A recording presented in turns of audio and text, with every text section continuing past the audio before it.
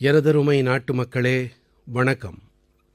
மனதின் குரல், அதாவது தேசத்தின் சமூக முயற்சிகளின் குரல், தேசத்தின் சாதனைகளின் குரல், மக்கள் அனைவரின் வல்லமையின் குரலான மனதின் குரல், அதாவது தேசத்தின் இளைஞர்களின் கனவுகள், தேசக் குடிமக்களின் எதிர்பார்ப்புகளின் குரல். எப்போது வரும் என்று மாதம் முழுவதும் மனதின் குரலுக்காக நான் காத்திருக்கிறேன். அப்போதுதானே நேரடியாக என்னால் உங்களோடு கலந்துரையாட முடியும். எத்தனையோ செய்திகள், எத்தனையோ தகவல்கள். என்னுடைய முயற்சிகள் அனைத்தும் என்ன தெரியுமா? எப்படி முடிந்த அளவு அதிக தகவல்களை பகிர்ந்து கொள்வது, எவ்வாறு உங்களுடைய ஆலோசனைகளில் சிந்தை செலுத்தி பரிசீலிப்பது என்பதுதான். நண்பர்களே, இன்று மிகவும் சிறப்பானதொரு தினமாகும். இன்று என்சிசி தேசிய மாணவர் படையின் தினமாகும். தேசிய மாணவர் படை என்ற பெயர் வந்தவுடனேயே நமக்கு நம்முடைய பள்ளி கல்லூரி நாட்களை நினைவு வந்துவிடுகிறது. நானும் கூட என்சிசியின் கேடட்டாக இருந்திருக்கிறேன் என்பதால் இதனால் எனக்கு கிடைத்த அனுபவம் விலை மதிப்பில்லாதது என்பதை என்னால் என் அனுபவம் வாயிலாக அறுதியிட்டு கூற இயலும். தேசிய மாணவர் படையானது இளைஞர்களிடத்திலே ஒழுங்கு, தலைமை பண்பு மற்றும் சேவை உணர்வை ஏற்படுத்துகின்றது. நீங்களே கூட உங்கள் அக்கம் பக்கத்தில் பார்த்திருக்கலாம்.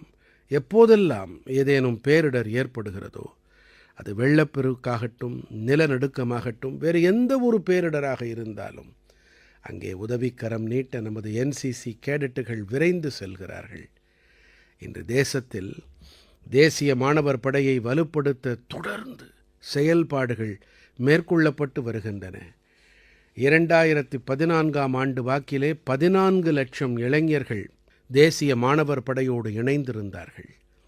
இப்போது 2024இலே 20 லட்சத்திற்கும் மேற்பட்ட இளைஞர்கள் தேசிய மாணவர் படையோடு இணைந்திருக்கிறார்கள்.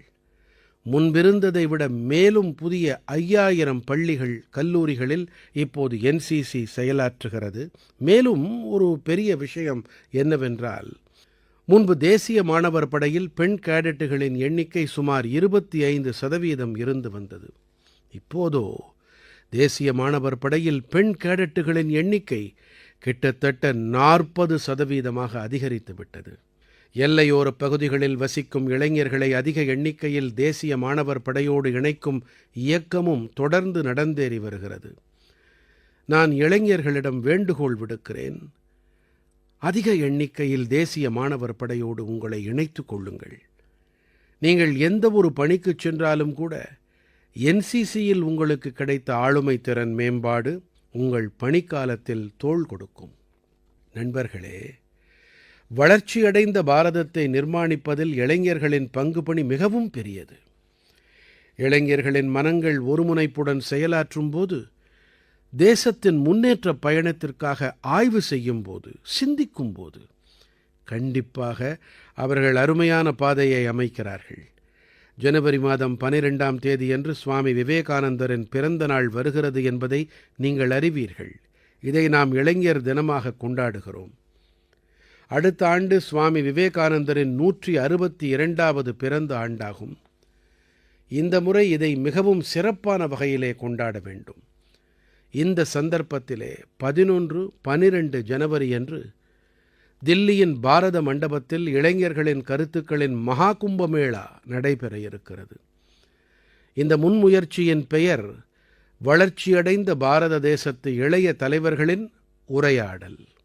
பாரத நாடெங்கிலுமிருந்தும் கோடிக்கணக்கான இளைஞர்கள் இதிலே பங்கெடுத்துக் கொள்வார்கள். கிராமங்கள், தொகுதிகள், மாவட்டங்கள், மாநிலங்களிலிருந்து தேர்ந்தெடுக்கப்பட்ட இப்படிப்பட்ட 2000 இளைஞர்கள் பாரத மண்டபத்தில் வளர்ச்சியடைந்த இளம் தலைவர்கள் உரையாடலில் பங்கெடுக்க ஒன்றிணைவார்கள். யாருக்கு எந்தவிதமான அரசியல் பின்புலமும் இல்லையோ, யாருடைய குடும்பத்தின் எந்த ஒரு நபரோ குடும்பமோ அரசியல் பின்புலம் இல்லாததோ, இப்படிப்பட்ட 1 லட்சம் இளைஞர்கள் அரசியலுக்கு வர வேண்டும் என்று நான் செங்கோட்டையிலிருந்து உரையாற்றிய வேளையில் கூறியது உங்களுக்கு நினைவிருக்கலாம். இப்படிப்பட்ட இளைஞர்கள், புதிய இளைஞர்களை அரசியலோடு இணைக்க தேசத்தில் பல வகையான சிறப்பு இயக்கங்கள் நடத்தப்படும். வளர்ச்சியடைந்த பாரத தேசத்து இளம் தலைவர்கள் உரையாடலும் கூட இப்படிப்பட்ட ஒரு முயற்சிதான். இதிலே தேசம் மற்றும் அயல்நாடுகளைச் சேர்ந்த வல்லுநர்கள் கலந்து கொள்வார்கள். பல தேசிய மற்றும் சர்வதேச ஆளுமைகளும் இதில் இடம்பெறுவார்கள். நானும் கூட இதிலே அதிக நேரம் கலந்து கொள்வேன். நேரடியாக தங்களுடைய கருத்துக்களை முன்வைக்க இளைஞர்களுக்கு ஒரு நல்ல சந்தர்ப்பம் வாய்க்கும். தேசம் இந்த கருத்துக்களை எவ்வாறு முன்னெடுத்துச் செல்ல முடியும்? எப்படி ஒரு உறுதியான திட்டமிட்ட பாதையை ஏற்படுத்த இயலும்? இதன் வரைபடம் தயார் செய்யப்படும். ஆகையால் நீங்களும் தயாராகுங்கள். பாரதத்தை நிர்மாணிக்க இருக்கும் தேசத்தின் வருங்கால சந்ததியினருக்கு மிகப்பெரிய வாய்ப்பு மலர இருக்கிறது. வாருங்கள், இணைந்து நாம் தேசத்தை உருவாக்குவோம், தேசத்தை வளர்ந்த தேசமாக ஆக்குவோம். எனதருமை நாட்டுமக்களே, மனதின் குரலில் நாம் அடிக்கடி இப்படிப்பட்ட இளைஞர்களைப் பற்றி பேசி வருகிறோம். சுயநலமற்ற தன்மையோடு சமூகத்திற்காகச் செயலாற்றி வரும் இப்படி எத்தனையோ இளைஞர்கள் இருக்கிறார்கள். இவர்கள் மக்களின் சின்ன சின்ன பிரச்சனைகளுக்கும் தீர்வுகளை கண்டுபிடித்து அளிப்பதில் ஈடுபட்டு வருகின்றார்கள். நாம் நம்முடைய அக்கம்பக்கத்தில் பார்த்தோமேயானால் எத்தனையோ மனிதர்கள் ஏதோ ஒரு வகையில் உதவி தேவைப்படுவோராக, தகவல் தேவையிருப்போராக இருக்கின்றார்கள். சில இளைஞர்கள் ஒரு குழுவாக இணைந்து இதுபோன்ற தேவைகளை இட்டு நிரப்புவதில் ஈடுபட்டு வருகிறார்கள் என்பது எனக்கு மகிழ்ச்சியை அளிக்கிறது. இப்போது லக்னோவில் வசிக்கும் வீரேந்திராவை எடுத்துக்கொள்வோமே. இவர் முதியோருக்கும் டிஜிட்டல் ஆயுள் சான்று பெற்றுத் தருவதில் உதவி புரிகிறார். விதிமுறைகளின்படி அனைத்து ஓய்வூதியதாரர்களும் ஆண்டுதோறும் ஒருமுறை ஆயுள் சான்று அளிக்க வேண்டியிருக்கிறது. 2014ஆம் ஆண்டு வரை முதிய ஓய்வூதியதாரர்கள் இதை தாங்களே வங்கிகளில் சென்று செலுத்த வேண்டும் என்ற விதிமுறை நிலவி வந்தது. இதனால் நமது முதியவர்களுக்கு எத்தனை சிரமங்கள் இருந்தன என்பதை உங்களால் கற்பனை செய்து பார்க்க முடிகிறதா? இப்போதோ இந்த அமைப்பு முறை மாறிவிட்டது, சுலபமாகிவிட்டது. இப்போது டிஜிட்டல் ஆயுள் சான்று அளிப்பதால் நிலைமை மிகவும் சுலபமாகிவிட்டது. முதியவர்கள் வங்கிகளுக்குச் செல்ல வேண்டியிருப்பதில்லை. தொழில்நுட்பம் காரணமாக மூத்தோருக்கு எந்த சிரமமும் ஏற்பட்டு விடாமல் இருப்பதில் வீரேந்திரா போன்ற இளைஞர்களின் பங்களிப்பு மிகப்பெரியது. இவர் தனது பகுதியில் இருக்கும் முதியவர்களுக்கு இதை பற்றிய விழிப்புணர்வை தொடர்ந்து ஏற்படுத்தி வருகிறார். இது மட்டுமல்ல, இவர் முதியவர்களை தொழில்நுட்பத்திறம் படைத்தவர்களாகவும் ஆக்கி வருகிறார். இவரைப் போன்றோருடைய இப்படிப்பட்ட முயற்சிகள் காரணமாக டிஜிட்டல் ஆயுள் சான்று பெறுவோரின் எண்ணிக்கை 80 லட்சம் என்ற எண்ணிக்கையை தாண்டிவிட்டது. இவர்களிலே 2 லட்சத்திற்கும் மேற்பட்ட முதியவர்களின் வயது 80ஐயும் தாண்டிவிட்டது. நண்பர்களே, பல நகரங்களில் முதியவர்களை இந்த டிஜிட்டல் புரட்சியில் பங்குதாரர்களாக ஆக்கும் பணியில் இளைஞர்கள் முன்வந்து ஈடுபட்டு வருகின்றார்கள். போபாலின் மகேஷ் மொபைல் வாயிலாக பணம் செலுத்தும் வழிவகையை தனது பகுதியில் பல முதியவர்களுக்கு கற்றுக் கொடுத்திருக்கிறார். இந்த முதியவர்களிடம் ஸ்மார்ட் போன் இருந்தாலும் கூட அதனை பயன்படுத்த கற்றுக் கொடுப்போர் யாரும் இல்லை. முதியவர்களை டிஜிட்டல் கைது என்ற அபாயத்திலிருந்து காப்பாற்றவும் கூட இளைஞர்கள் முன்வருகிறார்கள். அகமதாபாதின் ராஜீவ் டிஜிட்டல் கைதின் அபாயம் குறித்து மக்களிடம் விழிப்புணர்வை ஏற்படுத்தி வருகிறார். மனதின் குரலின் கடந்த பகுதியில் நாம் இந்த டிஜிட்டல் கைது பற்றி உரையாடியிருந்தோம். இதுபோன்ற குற்றங்களுக்கு அதிக அளவில் இரையாவது மூத்த குடிமக்கள்தாம். இந்த நிலையில் நாம் அவர்களிடம் விழிப்புணர்வை ஏற்படுத்தி இணையவழி மோசடியிலிருந்து அவர்களை காப்பாற்ற உதவி செய்ய வேண்டியது நமது கடமையாகும். டிஜிட்டல் கைது என்ற பெயரில் அரசாங்கத்தில் எந்தவிதமான வழிவகையும் இல்லை என்று நாம் மீண்டும் மீண்டும் மக்களுக்கு புரிய வைத்துக் கொண்டே இருக்க வேண்டும். இந்த டிஜிட்டல் கைது என்பது முழு பொய், மக்களை சிக்க வைக்க ஒரு சூழ்ச்சி. நமது இளைய நண்பர்கள் இந்த பணியில் முழுமையான புரிந்துணர்வோடு தங்கள் பங்களிப்பை அளித்து வருவதோடு மற்றவர்களுக்கும் உத்வேகமாக இருந்து வருகிறார்கள் என்பது எனக்கு பெருமகிழ்ச்சியை அளிக்கிறது.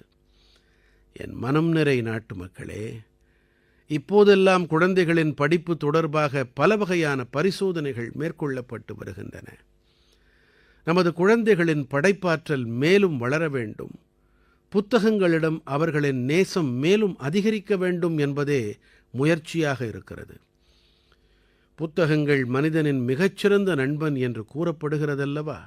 இப்போது இந்த நட்பினை மேலும் வலுப்படுத்துவதில் நூலகத்தை விட சிறப்பான இடம் வேறு என்னவாக இருக்க முடியும்? நான் சென்னையின் ஒரு எடுத்துக்காட்டை உங்களோடு பகிர்ந்து கொள்ள விரும்புகிறேன். இங்கே குழந்தைகளுக்கு எப்படிப்பட்ட ஒரு நூலகம் ஏற்படுத்தப்பட்டிருக்கிறது என்றால், இது படைப்பாற்றல் மற்றும் கற்றலின் மையக் களமாக ஆகியிருக்கிறது. இதன் பெயர் பிரகிருத் அறிவகம். இந்த நூலகம் பற்றிய எண்ணம் தொழில்நுட்ப உலகோடு தொடர்புடைய ஸ்ரீராம் கோபாலன் அவர்களின் கொடை. அயல்நாட்டில் தனது பணியின் போது இவர் நவீன தொழில்நுட்ப உலகோடு இணைந்து வந்திருக்கிறார். ஆனால் அதே வேளையில் குழந்தைகளின் படிப்பு மற்றும் கற்றல் பழக்கத்தை மேம்படுத்துவது குறித்தும் சிந்தித்திருக்கிறார். பாரதம் திரும்பிய பிறகு இவர் பிரகிருத் அறிவகத்தை உருவாக்கியிருக்கிறார். இதிலே 3000த்திற்கும் அதிகமாக புத்தகங்கள் இருக்கின்றன. இவற்றை படிக்க குழந்தைகள் சாரி சாரியாக வருகிறார்கள். புத்தகங்களைத் தவிர இந்த நூலகத்தில் பல வகையான செயல்பாடுகளும் கூட குழந்தைகளை ஈர்க்கின்றன. கதை சொல்லும் அமர்வாகட்டும், கலைப்பட்டறைகளாகட்டும், நினைவாற்றல் பயிற்சி வகுப்புகளாகட்டும், ரோபோட்டிக்ஸ் பாடமாகட்டும், மேடை பேச்சாகட்டும், இங்கே அனைவருக்கும் ஏதாவது ஒன்று கண்டிப்பாக இருக்கிறது. அது அவர்களுக்கு பிடித்தமானதாக இருக்கிறது. நண்பர்களே, ஹைதராபாதில் ஃபுட் ஃபார் தாட் நிறுவனமும் கூட பல அருமையான நூலகங்களை உருவாக்கியிருக்கிறது. இவர்களின் முயற்சியும் கூட குழந்தைகளுக்கு அதிக அளவிலான விஷயங்கள் குறித்த சிறப்பான தகவல்களோடு கூடவே படிப்பதற்கு தேவையான புத்தகங்கள் கிடைக்க வேண்டும் என்பதுதான். பிஹாரின் கோபால்கஞ்சில் பிரயோக் நூலகம் குறித்த உரையாடல் அக்கம்பக்கத்தில் பல நகரங்களில் நடைபெற்று வருகிறது. இந்த நூலகத்தில் சுமார் 12 கிராமங்களைச் சேர்ந்த இளைஞர்களுக்கு புத்தகங்களை படிக்கும் வாய்ப்பு கிடைத்து வருவதோடு படிக்க உதவிகரமாக இருக்கக்கூடிய பல வசதிகளையும் இந்த நூலகம் செய்து கொடுக்கிறது. சில நூலகங்கள் எப்படிப்பட்டவை என்றால், போட்டித் தேர்வுகளுக்கு தயார் செய்யும் மாணவர்களுக்கு மிகவும் பயனுடையவையாக இருக்கின்றன. சமூகத்தை அதிகாரமுள்ளதாக ஆக்க நூலகங்கள் மிகச்சிறப்பான வகையிலே பயனளித்து வருகின்றன என்பது மிகவும் சுகமான செய்தியாக இருக்கிறது. நீங்கள் புத்தகங்களோடு தோழமையை வளர்த்துக் கொண்டுதான் பாருங்களேன். உங்கள் வாழ்க்கை எப்படி மாறிப்போகிறது என்பதை உணர்ந்து உங்களுக்கே வியப்பேற்படும். என் கனிவான நாட்டு மக்களே, நேற்று முன்தினம் இரவுதான் நான் தென் அமெரிக்க நாடான கயானாவிலிருந்து நாடு திரும்பினேன். பாரதத்திலிருந்து பல ஆயிரக்கணக்கான கிலோமீட்டர் தொலைவில் இருக்கும் கயானாவிலும் கூட ஒரு மினி பாரதம் வாழ்ந்து வருகிறது. இன்றிலிருந்து சுமார் 180 ஆண்டுகளுக்கு முன்னால் கயானாவில் பாரத நாட்டவர் விவசாய கூலிகளாகவும் இன்ன பிற வேலைகளுக்காகவும் கொண்டு வரப்பட்டார்கள். இன்று பாரத வம்சாவழியினர் அரசியல், வியாபாரம், கல்வி மற்றும் கலாச்சாரம் என அனைத்து துறைகளிலும் கயானாவில் முன்னணி வகிக்கிறார்கள். கயானாவின் குடியரசுத் தலைவர் டாக்டர் இர்ஃபான் அலியும் கூட பாரத வம்சாவழி வந்தவர்தான். தான் பாரத நாட்டு மரபு வழியைச் சேர்ந்தவர் என்பதில் இவர் பெருமிதம் கொள்கிறார். நான் கயானாவில் இருந்த வேளையில் என் மனதில் ஒரு எண்ணம் உதித்தது. இதை நான் மனதின் குரலில் உங்களோடு பகிர்ந்து கொள்ளுகிறேன். கயானாவைப் போலவே உலகில் பல டஜன் நாடுகளில் லட்சக்கணக்கான எண்ணிக்கையில் பாரத நாட்டவர் வசிக்கிறார்கள். பல பத்தாண்டுகள் முன்பாக, 200-300 ஆண்டுகள் முன்பாக அவர்களின் முன்னோர் பற்றிய கதைகள் உண்டு. எவ்வாறு அயல்நாடு வாழ் பாரத நாட்டவர் பல்வேறு தேசங்களில் தங்களுக்கென தனி அடையாளத்தை அமைத்துக் கொண்டிருக்கிறார்கள், எப்படி அவர்கள் அந்த நாடுகளின் சுதந்திர வேள்வியில் பங்கெடுத்துக் கொண்டார்கள், எப்படி தங்களுடைய பாரதிய மரபினை உயிர்ப்போடு வைத்திருந்தார்கள் என்பது போன்ற உண்மையான கதைகளை தேடி கண்டுபிடித்து என்னோடு உங்களால் பகிர்ந்து கொள்ள முடியுமா? நீங்கள் இந்த கதைகளை நமோ செயலியிலோ மைகவ்விலோ #இண்டியன் டயாஸ்போரா ஸ்டோரீஸ் என்ற ஹேஷ்டேகில் பகிர்ந்து கொள்ள வேண்டும் என்று நான் விரும்புகிறேன். நண்பர்களே, ஓமான் நாட்டில் நடைபெற்று வரும் ஒரு அசாதாரணமான செயல் திட்டம் குறித்த சுவாரஸ்யமான தகவல்களை உங்களோடு நான் பகிர விரும்புகிறேன். பல பாரத நாட்டவரின் குடும்பங்கள் பல நூற்றாண்டுகளாகவே ஓமான் நாட்டில் வசித்து வருகின்றார்கள்.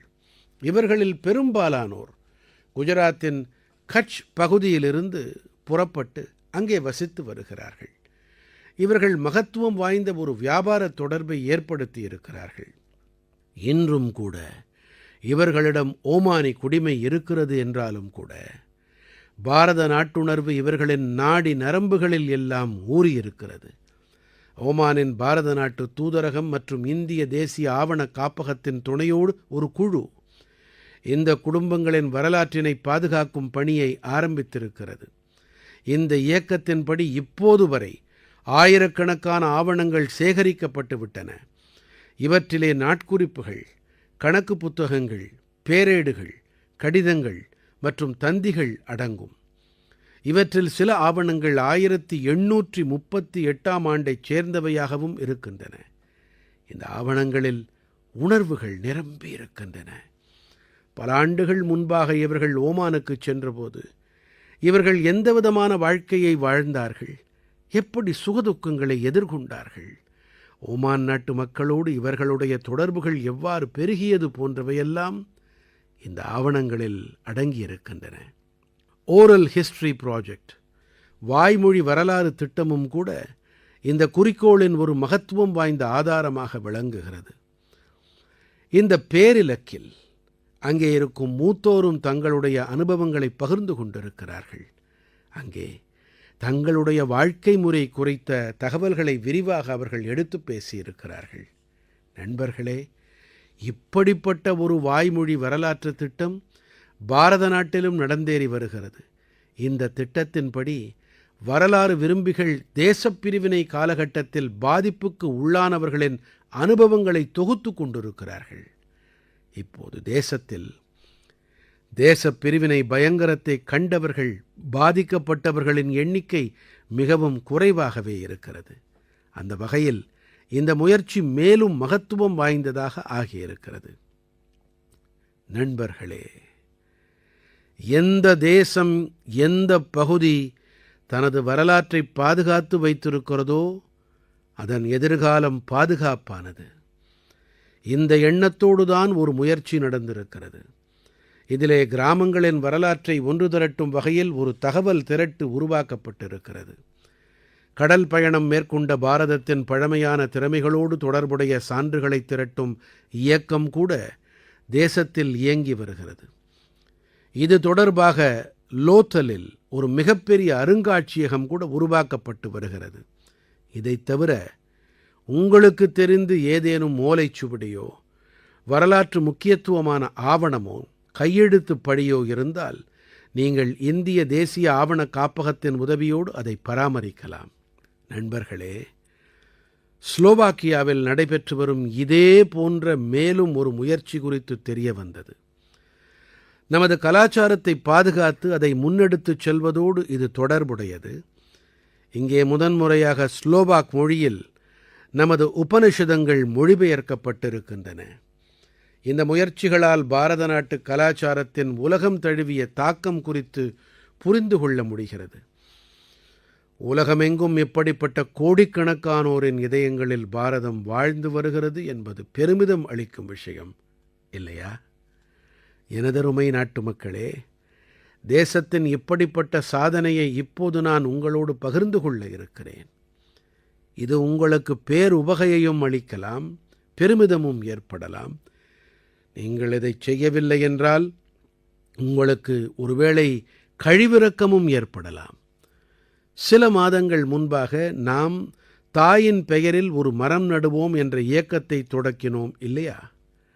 இந்த இயக்கத்தின் வாயிலாக தேசமெங்கிலும் மக்கள் மிகுந்த உற்சாகத்தோடு கலந்து கொண்டார்கள். இந்த இயக்கம் வாயிலாக 100 கோடி மரங்கள் நடப்பட்டிருக்கின்றன என்ற முக்கியமான கட்டத்தை நாம் தாண்டியிருக்கிறோம் என்பதை நான் மிகுந்த உவகையோடு தெரிவித்துக் கொள்ளுகிறேன். 100 கோடி மரங்கள், அதுவும் வெறும் 5 மாதங்களில் என்பது நமது நாட்டு மக்களின் இடையறாத முயற்சிகளால் மட்டுமே சாத்தியமாகியிருக்கிறது. இதோடு தொடர்புடைய மேலும் ஒரு விஷயத்தை கேட்டால் நீங்கள் பெருமிதப்படுவீர்கள். தாயின் பெயரில் ஒரு மரம் நடுவோம் இயக்கமானது இப்போது உலகின் பிற நாடுகளிலும் பரவிக் கொண்டிருக்கிறது. நான் கயானாவில் இருந்த வேளையில் அங்கேயும் கூட இந்த இயக்கத்தை என்னால் கண்ணாரக் காண முடிந்தது. அங்கே என்னோடு கூட கயானாவின் குடியரசுத் தலைவர் டாக்டர் இர்ஃபான் அலி, அவருடைய மனைவியின் தாய் மற்றும் குடும்பத்தின் பிற உறுப்பினர்கள் எல்லோரும் தாயின் பெயரில் ஒரு மரம் நடுவோம் இயக்கத்தில் பங்கெடுத்துக் கொண்டார்கள். நண்பர்களே, தேசத்தின் பல்வேறு பாகங்களிலும் இந்த இயக்கம் தொடர்ந்து நடைபெற்று வருகிறது. மத்திய பிரதேசத்தின் இந்தோரில் தாயின் பெயரில் ஒரு மரம் இயக்கத்தில் மரம் நடுவதில் சாதனை படைக்கப்பட்டிருக்கிறது. இங்கே 24 மணி நேரத்தில் 12 லட்சத்திற்கும் மேற்பட்ட மரங்கள் நடப்பட்டிருக்கின்றன. இந்த இயக்கம் காரணமாக இந்தோரின் ரேவதி குன்றுகளின் வறண்ட பகுதி இப்போது பசுமைப் பகுதியாக உருமாறிவிடும். ராஜஸ்தானத்தின் ஜைசால்மேரில் இந்த இயக்கம் வாயிலாக ஒரு வித்தியாசமான சாதனை படைக்கப்பட்டிருக்கிறது. இங்கே பெண்களின் ஒரு குழு ஒரு மணி நேரத்தில் 25,000 மரங்களை நட்டிருக்கிறது. தாய்மார்கள் தாயின் பெயரில் ஒரு மரம் நட்டார்கள். மற்றவர்களுக்கும் இப்படிச் செய்ய உத்வேகம் அளித்தார்கள். இங்கே இருக்கும் ஓரிடத்தில் 5000த்திற்கும் மேற்பட்ட மக்கள் ஒன்றிணைந்து மரங்களை நட்டார்கள் என்பது கூட ஒரு சாதனைதான். தாயின் பெயரில் ஒரு மரம் நடு இயக்கத்தின்படி பல சமூக அமைப்புகள் வட்டார தேவைகளை கருத்தில் கொண்டு மரங்களை நட்டு வருகின்றார்கள். எங்கெல்லாம் மரங்களை நட வேண்டியிருக்கிறதோ அங்கேயெல்லாம் சுற்றுச்சூழலுக்கு ஏற்ற வகையிலே ஒட்டுமொத்த சூழல் அமைப்பையும் மேம்பாடு அடையச் செய்ய வேண்டும் என்பதே அவர்களின் முயற்சியாக இருக்கிறது. ஆகையால் இந்த அமைப்புகள் சில இடங்களில் மருத்துவத் தாவரங்களை நடுகிறார்கள், சில இடங்களில் புள்ளினங்கள் தங்கியிருக்க மரங்களை நடுகிறார்கள். பிஹாரின் ஜீவிகா சுய உதவிக் குழுவின் பெண்கள் 75 லட்சம் மரங்களை நடும் இயக்கத்தை தொடக்கியிருக்கின்றார்கள். இந்த பெண்களின் ஒட்டுமொத்த கவனமும் பழமரங்களை நடுவதன் மீது இருக்கிறது. இதனால் வருங்காலத்தில் வருவாயும் பெற முடியும். நண்பர்களே, இந்த இயக்கத்தோடு இணைந்து எந்த ஒரு நபரும் தனது தாயின் பெயரில் மரம் நட முடியும். தாய் உடனிருந்தால் அவர்களையும் அழைத்துக் கொண்டு மரம் நடலாம். இல்லை என்றால் அவருடைய படத்தின் முன்னிலையில் கூட நீங்கள் இந்த இயக்கத்தின் பங்குதாரராக ஆகலாம். மரத்தோடு கூட நீங்கள் உங்கள் சுய புகைப்படம் செல்ஃபியை எடுத்து அதை மைகவ்வின் தளத்தில் தரவேற்றம் செய்யலாம். தாயானவள் நமக்கெல்லாம் அளிப்பவற்றுக்கான நன்றிக்கடனை நம்மால் என்றுமே இட்டு நிரப்ப முடியாது என்றாலும் தாயின் பெயரில் ஒரு மரத்தை நட்டு நாம் அவருடைய இருப்பை என்றைக்கும் உயிர்ப்போடு வைத்திருக்க முடியும்.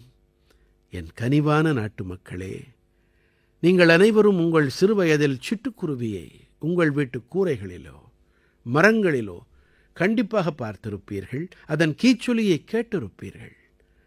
தமிழிலும் மலையாளத்திலும் இதை குருவி என்றும், தெலுங்குவில் இதை பிச்சுகா என்றும், கன்னடத்தில் இதை குப்பி என்றும் பெயரிட்டு அழைக்கிறார்கள். அனைத்து மொழிகளிலும் கலாச்சாரத்திலும் சிட்டுக்குருவி தொடர்பான சம்பவங்கள், கதைகள் இருக்கின்றன. நம் அருகிலே உயிரி பன்முகத்தன்மையை பராமரிப்பதில் சிட்டுக்குருவிக்கு மிக மகத்துவமான பங்களிப்பு உண்டு. ஆனால் இன்று நகர்ப்புறங்களில் மிக அரிதாகவே சிட்டுக்குருவி காணப்படுகிறது. பெருகி வரும் நகர்ப்புறங்கள் காரணமாக சிட்டுக்குருவி நம்மை விட்டு தொலைவாகச் சென்று விட்டது.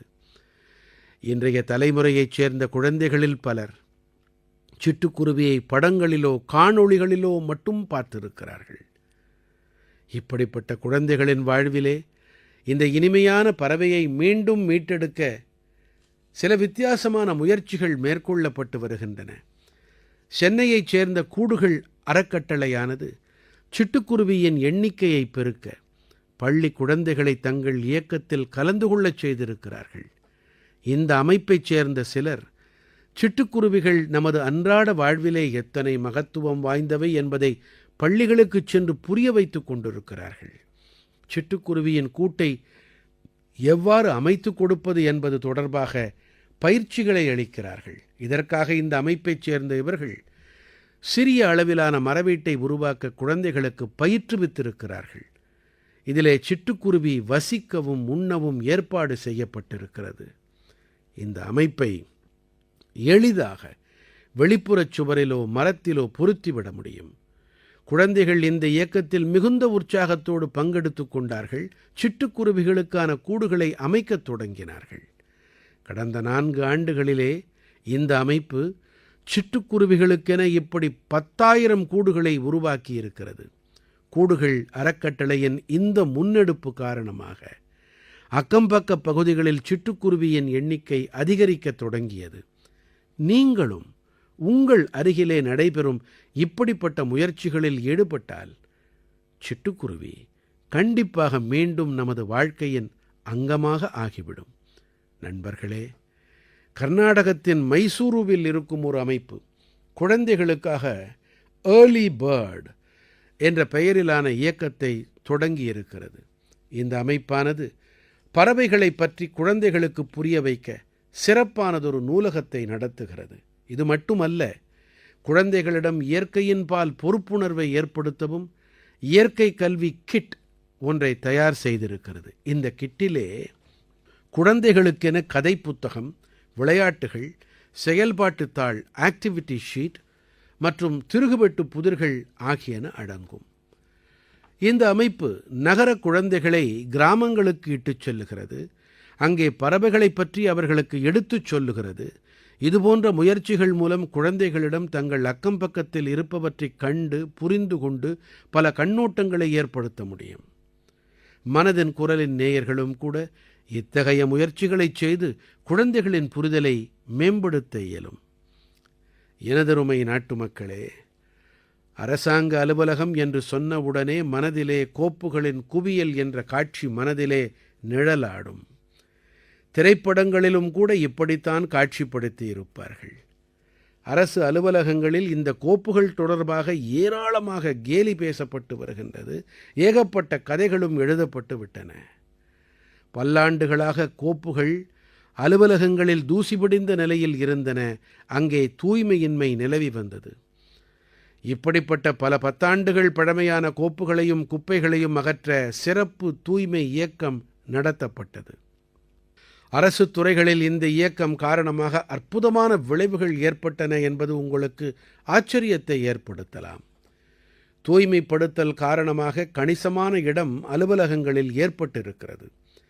இதனால் அலுவலகத்தில் பணி செய்வோருக்கு இது தங்கள் உடைமை என்ற உணர்வும் ஏற்பட்டிருக்கிறது. தங்களுடைய பணியிடங்களை தூய்மையாக வைத்திருப்பதன் முக்கியத்துவமும் அவர்களிடம் ஏற்பட்டிருக்கிறது. நண்பர்களே, எங்கே தூய்மை இருக்கிறதோ அங்கே திருமகள் வாசம் செய்கிறாள் என்று மூத்தோர் அடிக்கடி கூற நீங்கள் கேட்டிருக்கலாம். நமது தேசத்திலே குப்பையிலிருந்து கோமேதகம் ஏற்படுத்தும் கருத்து மிகவும் பழமையானது. தேசத்தின் பல பாகங்களில் பயனற்றவை என்று கருதப்படும் பொருட்கள் தொடங்கி இளைஞர்கள் குப்பையிலிருந்து கோமேதகத்தை உருவாக்கி வருகின்றார்கள். பல வகையான நூதன கண்டுபிடிப்புகளை புரிந்து வருகிறார்கள். இவற்றின் மூலம் அவர்கள் வருவாய் ஈட்டி வருகிறார்கள். வேலைவாய்ப்புக்கான சாத்தியங்களை மேம்படுத்தி வருகிறார்கள். இந்த இளைஞர்கள் தங்கள் முயற்சிகளின் மூலம் நீடித்த வாழ்க்கை முறைக்கும் உந்துதல் அளித்து வருகின்றார்கள். மும்பையின் 2 பெண்களின் இந்த முயற்சி மிகவும் கருத்தூக்கம் அளிக்க வல்லது. அக்ஷராவும் பிரகிருதியும் துணித் துண்டுகளிலிருந்து ஃபேஷனுக்கான பொருட்களை உருவாக்கி வருகின்றார்கள். துணிகளை வெட்டி தைக்கும் போது மிஞ்சும் துணித் துண்டுகள் இருக்கிறதல்லவா, இவற்றை குப்பை என்று தூர எறிந்து விடுவார்கள்.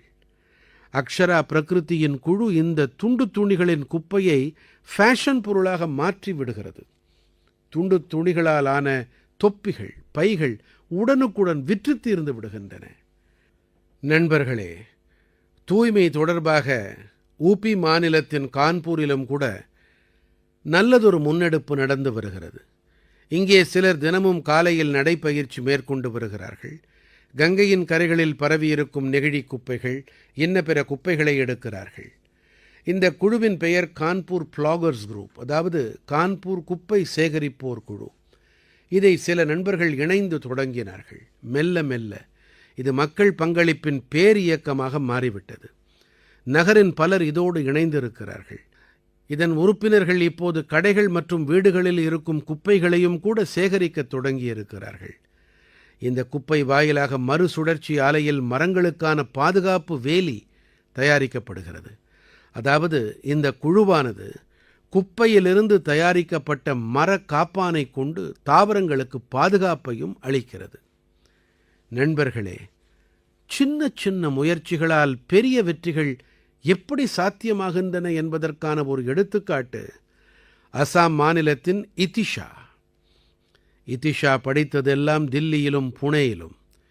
இதிஷா பெருநிறுவன உலகின் பகட்டான வாழ்க்கையைத் துறந்து அருணாச்சலத்தின் சாங்கதி நதித்துறையை தூய்மைப்படுத்துவதில் ஈடுபட்டு வருகிறார். சுற்றுலா பயணிகள் காரணமாக அங்கே கணிசமான நெகிழி கழிவுகள் திரளத் தொடங்கின. அங்கே ஒரு காலத்தில் தூய்மையாக இருந்த நதி நெகிழி கழிவுகள் காரணமாக மாசடைந்து விட்டது. இதை சுத்தப்படுத்த வட்டார மக்களோடு இணைந்து இதிஷா செயல்பட்டு வருகிறார். இவருடைய குழுவைச் சேர்ந்தவர்கள் வருகை தரும் சுற்றுலா பயணிகளுக்கு விழிப்புணர்வை ஏற்படுத்தி நெகிழி கழிவுகளை திரட்டி ஒட்டுமொத்த படித்துறையிலும் மூங்கிலால் செய்யப்பட்ட குப்பை கூடைகளை வைத்திருக்கின்றார்கள். நண்பர்களே, இப்படிப்பட்ட முயற்சிகளால் பாரதத்தில் தூய்மை இயக்கத்திற்கு வேகம் கிடைத்து வருகிறது. இது தொடர்ந்து நடைபெற்று வரும் இயக்கம். உங்கள் அருகிலே கூட இப்படிப்பட்டவை நடந்து கொண்டிருக்கலாம். நீங்கள் இப்படிப்பட்ட முயற்சிகள் தொடர்பாக கண்டிப்பாக எனக்கு எழுதி வாருங்கள். நண்பர்களே, மனதின் குரலின் இந்த பகுதியில் இம்மட்டே. உங்களுடைய எதிர்வினைகள், கடிதங்கள், ஆலோசனைகளுக்காக மாதம் முழுவதும் ஆவலோடு காத்துக் கொண்டிருக்கிறேன். மாதந்தோறும் வருகின்ற உங்களுடைய தகவல்கள் என்னை மேலும் சிறப்பாக இயங்க வைக்க உத்வேகம் அளிக்கின்றன. அடுத்த மாதம் நாம் மீண்டும் சந்திப்போம். மனதின் குரலின் மேலும் ஒரு பகுதியில் தேசம் மற்றும் தேசத்தின் மக்களின் புதிய சாதனைகளோடு சந்திப்போம். அதுவரை நாட்டு மக்கள் அனைவருக்கும் என்னுடைய ஏராளமான நல்வாழ்த்துக்கள். பல பல நன்றிகள்.